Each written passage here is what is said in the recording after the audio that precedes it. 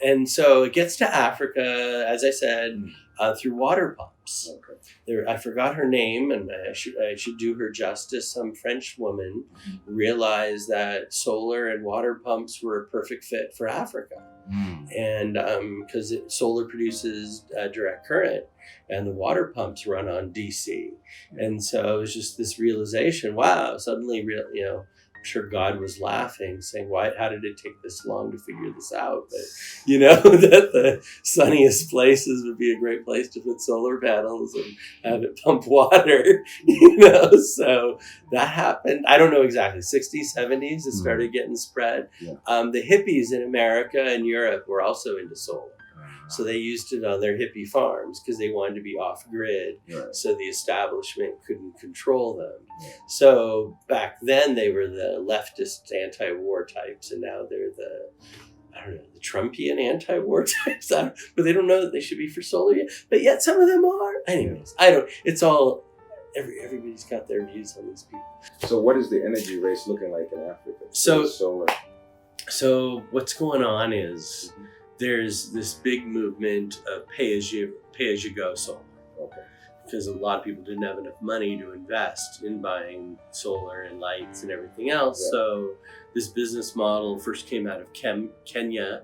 M-Kopa spun out of Safaricom's M-Pesa, I think, I think similar people were involved in starting it. And it was the idea that you make a down payment on this basic solar kit, and you'd pay every day, and if you didn't, they had the kill switch. Basically, your whole system died. Okay. And so is that combination that you could make incremental payments. Okay. Basically, it was like a money lending approach, but the same way one of like Sears, or I forgot the name of the department stores in America. I've been gone so long. General Electric, whatever, they finance their appliances. Yeah. So in a way, this is now going on in Africa. Solar appliances are being financed, and people pay as you go. Yeah. So that's been sweeping through. Evidently, like 10 million households on the continent have now gotten such systems. So, because it's in West Africa too. It's not just this one company, M-Kopa. There's also B-Box. They do, I think, tend to larger scale appliances like televisions and even washing machines, maybe. The rapper, I think he's doing some similar stuff. Yeah, Akon, yeah, he's doing similar stuff on the other side of the continent. Yeah. And there's some stuff in South Africa going on. There's solar farms being done, more in North Africa. But even South Africa's got some big solar power plant farms.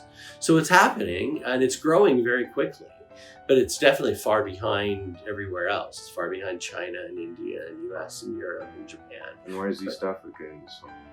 So East Africa is just getting into it. Okay. Because we're the Great Lakes, we've got cheap hydroelectric, right? And that's 24/7. Right. Where solar sundown, is a problem. So you need storage for it. Now the solution for that actually is to combine the two. If you grab the solar power in the day and use it to pump water back up, like take Owens Fall Dam, right? So you could take some of the water that comes down that dam, pump it back up to the top of the lake, and then you get to use it again. Yeah. So that's just a way to increase your power output by combining solar with hydroelectric as your storage approach. And they call that pumped hydro, solar pumped hydro. And so that, I believe, will be an interesting way to augment what we have already. What do we have energy-wise in Uganda? Well, Uganda primarily depends on hydroelectric. I mean, so in terms of electricity, but that doesn't do everything for everybody. Right. I mean, there's a lot of, firewood being used. There's a hell of a lot of charcoal. Yeah. There's still a charcoal revolution going on. Liquid pressurized gases and whatnot, they're here. They're growing too. And people love them. They're expensive compared to using charcoal. People definitely use the charcoal for cooking.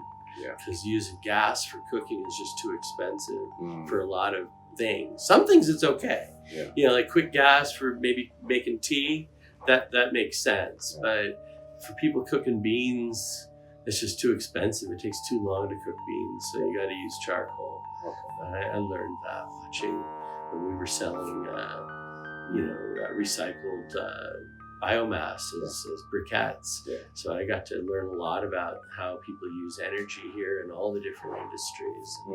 And that's just been fascinating, you know, because I got to sell to steel companies, aluminum companies, distilleries like Romy's Wine, Holland Dairy, Pramuk Steel, Shumuk Aluminum, Smack, Chisubi and Chitende, and Moves, and Makerere, and Sunrise Catering. And we sold to a lot of folks here. Oh, we sold to Bidco, and we sold to Nitel, and Hema Cement, and anyways, we sold to a lot of folks. We sold to a lot in Kenya too, right? We had Coca-Cola and Bata Shoes and Kappa Oil and Ken Afrique and Allpack. And, you know, our factory had a 2,000 ton per month capacity.